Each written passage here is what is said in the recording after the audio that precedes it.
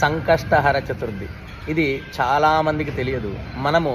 మనం తలపెట్టిన కార్యక్రమాలన్నీ కూడా దిగ్విజయంగా పరిసమాప్తం అవ్వాలంటే, ఎటువంటి ఆటంకాలు లేకుండా మనం తలపెట్టిన ప్రతి ఒక్క కార్యక్రమం ఉదయం నుంచి సాయంత్రం వరకు మనకు చేసే ప్రతి కార్యక్రమము దిగ్విజయం అవ్వాలి అని అంటే విఘ్నేశ్వరుడికి ప్రప్రథమంగా విఘ్నేశ్వరుడికి పూజ చేసుకోవాలి.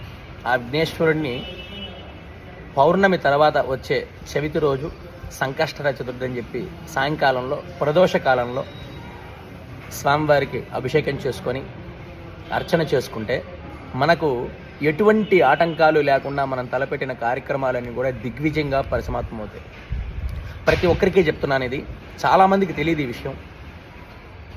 పౌర్ణమి తర్వాత వచ్చే చవితి రోజు విఘ్నేశ్వరుణ్ణి అభిషేకము అర్చన చేసుకోండి. ఎటువంటి ఆటంకాలు లేకుండా మీ కార్యక్రమాలన్నీ కూడా దిగ్విజయం అవుతాయి.